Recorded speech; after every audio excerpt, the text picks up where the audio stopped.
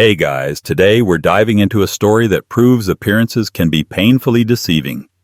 You're about to witness what happens when arrogance meets humility in disguise, and how one smug moment of mockery unravels a whole life of assumptions. Let's just say by the end of this tale, the badge won't be the symbol of power you think it is. So before you get comfortable, take a second to like the video and subscribe, but only if these kinds of stories truly speak to you. And hey, let us know your city and add local time in the comments. We love seeing where you're watching from. You lean against your squad car in front of the West 52nd Street subway station in Midtown Manhattan, one hand resting lazily on your utility belt, the other holding a half-eaten sausage biscuit from Dunkin'. It's early, barely 7:00 a.m., and the streets are already buzzing with finance bros and tourists with rolling luggage. You've been working in the Midtown beat for 3 years, long enough to recognize the regulars, long enough to get cocky. A low mumble interrupts your morning routine. You glance over. There he is again. That old guy with the patchy beard coat full of holes and eyes like he's lived through 5 wars. He's tucked under the overhang near the Citibank building, hunched beside a shopping cart loaded with plastic bags, books, and what looks like a broken violin case.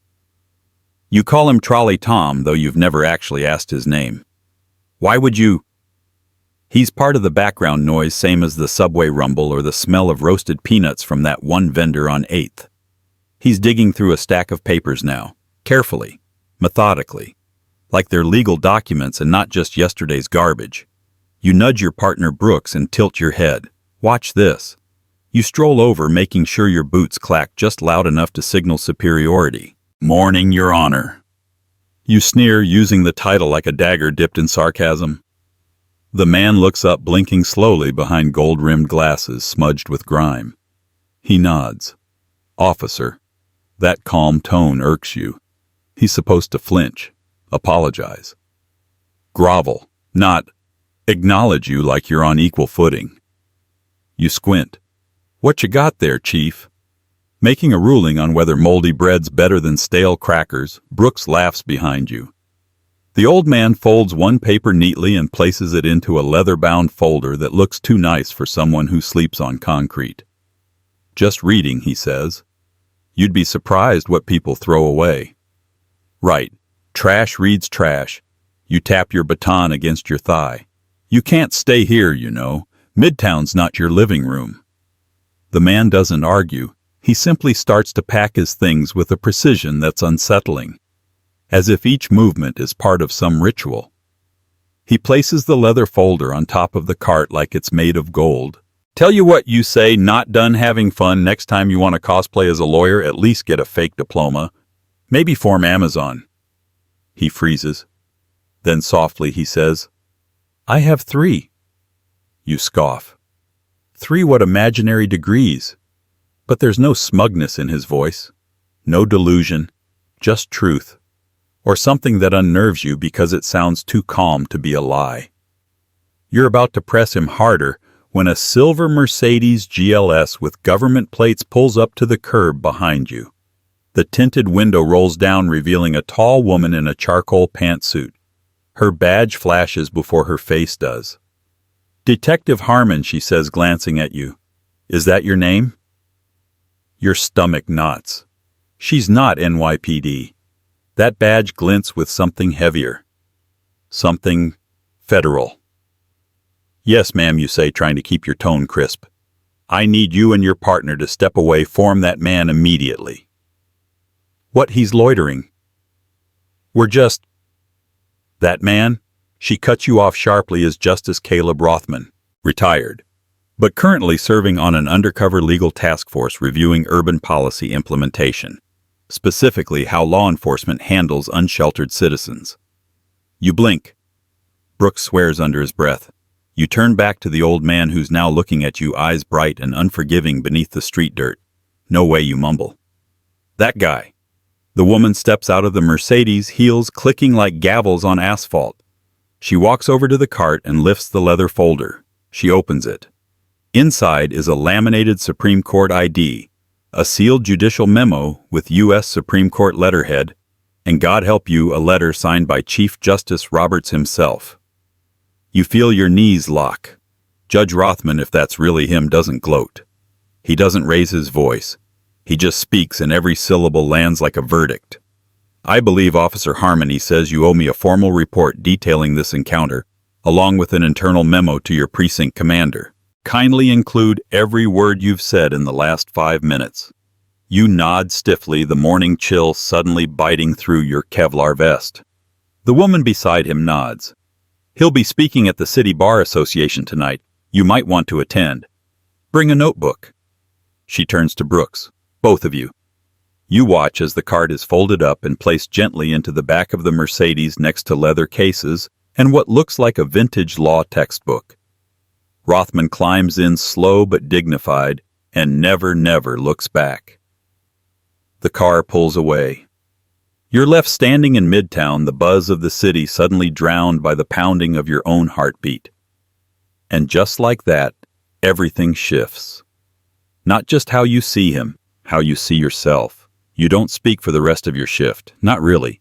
Brooks mutters something about how insane that was, how the guy looked like he hadn't showered in months, and was apparently rubbing elbows with the Chief Justice, but your head's spinning too fast to respond. Because deep down, you're not just embarrassed. You're afraid. Afraid of what might be written up in that report. Afraid that some assistant U.S. attorney is already looking into you. Afraid that every smug little power trip you've indulged in, every joke, every shove, every get-off-this-block loser might be recorded somewhere now. You don't know if Rothman's the type to keep notes. But he sure felt like the type who doesn't forget. You drive home that night in silence. No music. Just the sound of your own breathing and the memory of that old man's eyes. Not angry, not loud, just steady. Like they'd already weighed and sentenced you in some higher court that didn't need gavels. The next morning there's already an email waiting when you walk into the precinct.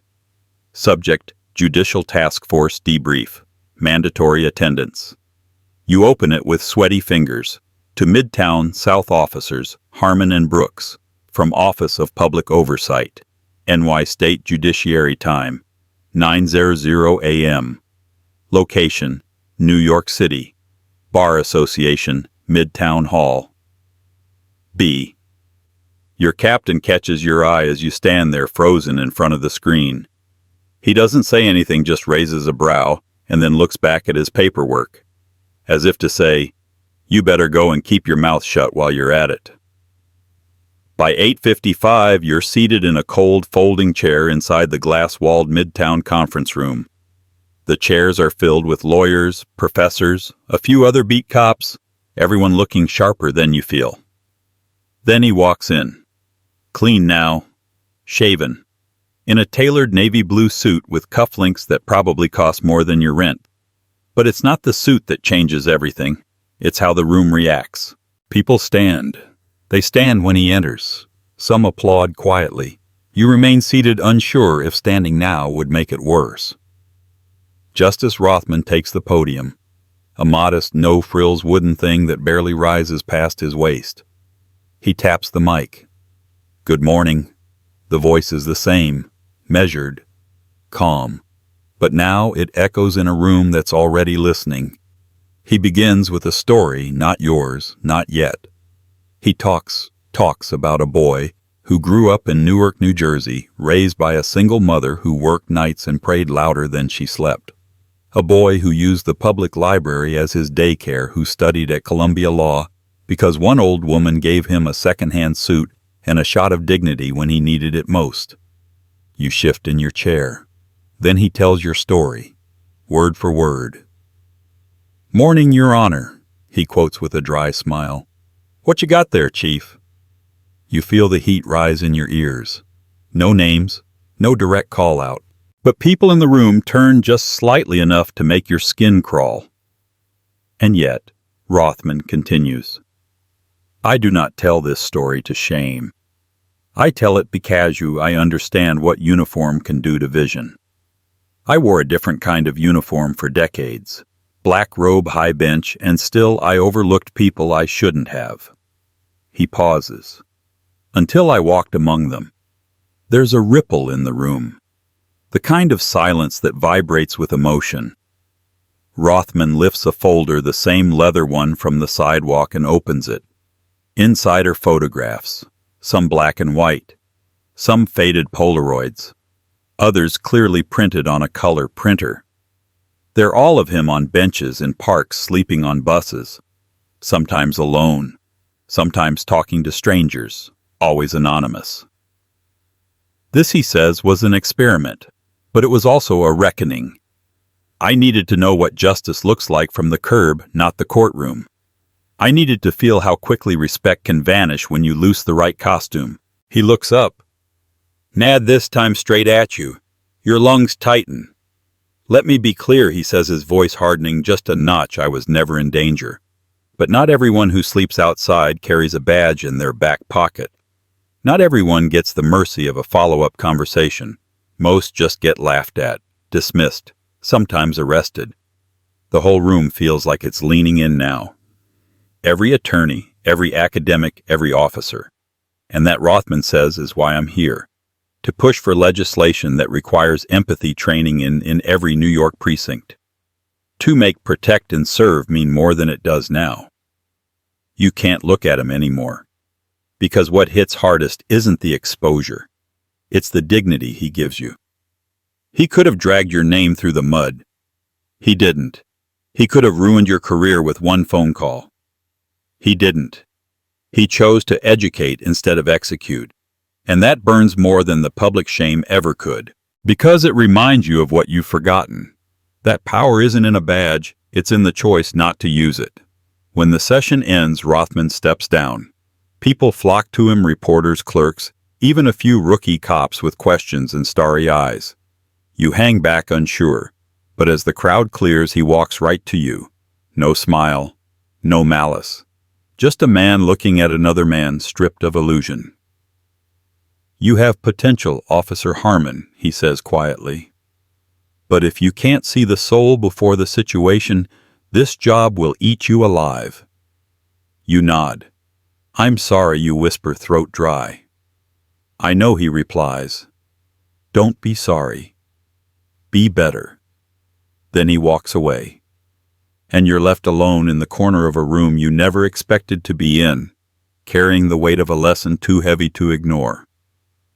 You go back to work next day, but something inside you doesn't come with. The badge still clips to your chest. The boots still lace up. The morning coffee still tastes bitter, but your eyes feel different. You see things now that you didn't before. The woman arguing WTIH, a cab driver, in Korean, she's not just another language barrier. She might be scared. Alone. The guy panhandling at the corner of 49th and Madison? He looks like the judge did Ragged, yes, but carrying something precise in his fingers as he sorts old subway stubs like they matter. And then there's the kid. Hoodie, backpack, dark skin, leaning against the bodega window with headphones in. You watch as an officer from another unit circles him like a shark. Before, you wouldn't have thought twice. Now you cross the street and step in. Everything good here, you ask, voice level. The other cop shrugs, just making sure he's not casing the joint. You glance at the kid. His eyes are wary but not hostile.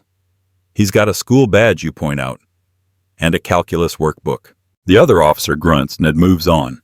You don't look back at him. You nod at the kid instead. Take care. He nods back, surprised. You don't tell anyone about what happened with Rothman. Not Brooks, not your captain. But word gets around anyway. You feel it in the looks from other officers, some respectful, others mocking. Midtown Monk, one guy calls you in the locker room. Reformed Harmon. You don't rise to it, because Rothman didn't rise to you. A week later, you're called into a meeting with Internal Affairs. Your chest tightens. But it's not a disciplinary. It's an offer. They want you to consult on a new division forming inside the NYPD, an interagency task force designed to evaluate officer conduct in high-density urban zones. They say your name was specifically floated by the State Bar Association. You don't need to ask who floated it. You try to keep your face neutral, but your stomach is turning inside out. I'm honored, you say. The captain leans back in his chair. This could put you on track for promotion, but understand this kind of assignment, it's high visibility. You mess up, there's no cover. You nod. I won't mess up. You join the task force. They pair you with a civilian liaison named Carmen Liu Sharp, no nonsense, used to working with both police departments and nonprofits. She has a binder for everything. You have a beat cop's intuition. Together you start doing ride-alongs and policy reviews. At first it's bureaucratic hell. Long meetings, paper trails, endless forms. But then come the cases. The night shift officer who keeps dumping homeless people across precinct lines. The rookie who assumes every black teenager in a hoodie is gang-affiliated. The beat cop who yells "step back" like it's a warning, not a courtesy. You don't just observe now, you intervene. You write reports that sting. And you sit in hearings watching those same officers squirm while you read out transcripts of their own body cam footage. Sometimes it feels hypocritical, like you're punishing people for the same things you used to do. But Carmen reminds you gently, the best change agents come from the inside. And slowly you begin to believe her. One night you're reviewing footage from a precinct in the Bronx when your phone vibrates. Unknown number. You answer. Harmon says the voice. Calm. Deep. Instantly familiar. Justice Rothman, you say before he even confirms. Still wearing the badge? Yes, sir. Still wearing it differently now. You smile despite yourself. Trying. There's a pause. Then I'm attending a law symposium next week. Harvard Law. Panel on urban jurisprudence. They've asked me to bring a guest. Someone who represents the other side of the courtroom. The street-level side. Interested? You blink. I don't even have a degree. You've got experience. And eyes that have finally opened. That's rarer than you think. You swallow. I'd be honored. He chuckles softly. Bring a suit that fits this time. The call ends, and for a full minute you just sit there. Silent. Stunned. Then you realize Carmen's been standing in the doorway for the last 30 seconds. She raises an eyebrow. Something big. You nod. Something very big. The symposium is surreal. You're the only uniformed cop in the room, and you're not even in uniform. You're in a charcoal suit tie cinched too tight collar that rubs your neck raw. Everyone else is polished, pedigreed, practiced. But Rothman introduces you like you belong. Not as a cautionary tale, as a colleague. You speak during the panel. You tell your story, not the shameful parts, not in full, but the realization. How you once laughed at a man who'd written opinions on the Constitution. How you'd let the badge blind you to the person. The room doesn't laugh. It listens. They lean in. When the symposium ends, a woman from the New York Times asks for a quote. You give her something simple. Judgment without context isn't justice. It's just control. That line ends up in print. And suddenly your precinct sees you differently. Some still roll their eyes, but others ask to join the task force. Even Brooks starts to change. One night over Chinese takeout during a stakeout, he glances at you and says, You ever think that guy Rothman was testing us, like setting us up? You shake your head. No, he didn't need to. Brooks frowns. Why not? Because we failed the moment we stopped seeing him as human. No setup needed. Brooks doesn't respond, but the next time he walks past someone sleeping on a bench, he leaves a granola bar beside their head. Quietly, no jokes. Months pass. The task force grows slowly but meaningfully. A couple captains start inviting you to precinct meetings, not to sit in the back and observe, but to speak, to lead sessions on implicit bias, on street empathy, on situational de-escalation. It's not glamorous. You still wear the same scuffed boots, drink the same gas station coffee, and dodge the same administrative nonsense. But something's different now. You're no longer policing to control. You're policing to understand. And then one cold Tuesday morning, you're sent to Central Park to investigate a disturbance near the Bethesda fountain. Routine call. Some jogger reported a man screaming at pigeons. It's the kind of thing patrol units get a dozen times a day. But the second you arrive, you feel it. Something's off. The man isn't screaming. He's sobbing. Sitting on the ground, head in his hands beside a small suitcase with the handle broken. His blazer is inside out. His shoes don't match. And next to him, lying flat on the stone steps, is a worn folder. You don't even have to open it. You know that leather. You kneel down slowly. Justice Rothman. He looks up, and it breaks your heart. His eyes aren't fierce now. They're frightened, foggy, like he's trying to focus on your face but can't quite remember who you are. "I lost the train," he whispers. "I was going to Newark. The clerk, His words spiral into a mumble. You look around. Nobody else nearby. Just you, him, and the pigeons he apparently never yelled at. You gently place a hand on his shoulder. "It's okay. I'm going to help." He jerks back, panicked. "Don't touch me. I don't know where I am." It's like watching a cathedral collapse in slow motion. You call EMS. When they arrive, you ride with him. He tries to argue at first, says he has court, says he needs to speak to Yale's dean, says his students are waiting, but even the fire in his protest is gone. The hospital confirms it: early onset dementia, aggravated by stress and long periods of isolation. The disguise that once made him invisible now threatens to consume him entirely. You visit often. The first few times he remembers you, smiles when you walk in, recalls your name, recalls that morning in Midtown, recalls the panel in Cambridge. But slowly the fog creeps in. One visit he calls you Officer Daniels. Another time he mistakes you for a nurse. You don't correct him. You just sit beside him. Read to him from the same leather folder he once guarded like gold. Inside are letters. Handwritten ones. Legal opinions. Printed emails from law clerks. You read them aloud, hoping something sparks. And sometimes it does. One day while you're reading a dissenting opinion he authored on qualified immunity, he blinks slow, deliberate, and murmurs, "Funny thing about the law. It protects structure. But it rarely defends the soul." You nod, holding back tears. He smiles faintly. You remember that Officer Harmon. The next week he doesn't recognize you at all. Not even a flicker. You sit there anyway. You bring him books, law journals, old newspapers. One day you place a framed photo on the bedside table, the symposium panel with the two of you side by side. He looks at it like it's someone else's life. And maybe it is. Time moves like water.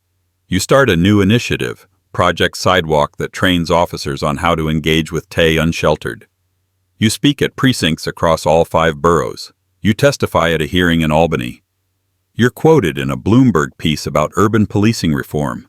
And one night while walking past the Citibank where it all started, you stop. You stare at that spot. Tay overhang, the curb. You can still see him there hunched beside the cart. You remember the laughter, your own. And it burns in a different way now. Then you hear it. Footsteps behind you. You turn expecting maybe a pedestrian, a late-night runner. It's Brooks. He's holding 2 coffees. Figured I'd find you here, he says. You take the cup. Didn't peg you for sentimental.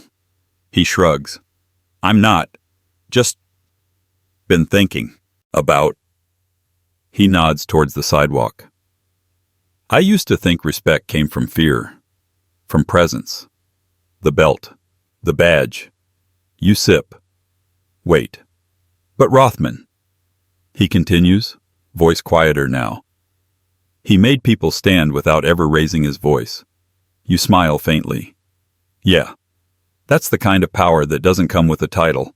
It comes with truth. Brooks tosses something into the trash bin, a protein bar wrapper. You ever think about leaving? He asks suddenly. Leaving the force? Taking all this to law school or something? You've got enough quotes to write a damn memoir. You chuckle. And what? Become a judge. He pauses. You could. You don't answer right away. Because maybe you could, but not yet. There's still too much to fix. Too many people who still see uniforms before they see faces. Still too many sidewalks where power forgets to kneel down. But for now, you just stand there. Two former jerks. Two decent men in progress. Looking at a spot where judgment once lived and where understanding took root. Spring arrives late that year. The city blooms unevenly, like it's unsure if it deserves softness after so much gray. You walk your usual beat near Bryant Park, clipboard in hand, doing spot audits for Project Sidewalk. A few officers nod as you pass. Some stop you asking about Rothman, asking if the rumors are true. They are. He passed away 3 days ago, in his sleep, peacefully, at a care facility in Yonkers. You were there the night before. He didn't say much. He just looked at you for a long time, eyes wet, then lifted a trembling finger toward his bedside drawer. You opened it. Inside was that same leather folder, but this time it was empty except for a single piece of paper, typed. Just one sentence. See them before you see through them. You hold it in your pocket now, folded twice, worn at the corners. The funeral is quiet but not small.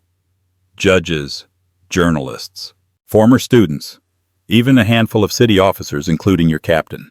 And Brooks, who doesn't wear a uniform, just a black suit and a tie. He obviously borrowed from someone UTI broader shoulders. You're asked to speak. You walk to the front, nerves kicking like a live wire under your ribs, and then you start. Not with the joke you'd written, not with the quote from the Times. You start with that morning, with the sausage biscuit, with the sneer, with the lesson. You speak plainly. You tell them you were the punchline of the story no one wanted to admit was real, and that the man they're here to honor didn't just wear a robe, he dared to take it off, to live as those without power, to see how justice really felt without armor. You don't cry, not until the end. When you read his sentence out loud, the one from the drawer, the one you now live by like a creed. See them before you see through them. Afterward, people come up to you. Some shake your hand, some hug you. One woman, a federal clerk, presses a business card into your palm and says, "If you ever apply to Georgetown Law, call me first." You smile. But you're not sure yet, because the streets still call to you. Not out of duty, out of understanding. A week later, you're patrolling solo when you see him. A man in a trench coat, dirty and threadbare, sitting beside a busted stroller filled with paperbacks. He's whispering to himself, copying something from one torn page to another. Old you would have moved him along. Current you sit down beside him. You ask what he's writing. He hesitates, then hands it over. It's a list of Supreme Court cases, in perfect chronological order. You blink. You memorize all of these. He nods. They don't teach the real ones anymore, not the ones that broke things. You nod back. Back. Tell you what, I've got 20 minutes before my next sweep. Teach me one. He smiles and starts to speak. Some people wear power like armor. Others set it down to teach. Judge Rothman did the unthinkable. He made himself invisible to remind us who we're all overlooking. His legacy wasn't just written in court opinions, but in the streets, in the silences, in the moments where judgment paused long enough for humanity to speak. If this story stirred something in you or made you reflect on how we treat one another, go ahead and give it a like. Leave a comment about what surprised you most and hit that subscribe button if you haven't already. Thanks for watching, and remember, sometimes the quietest presence holds the loudest truth.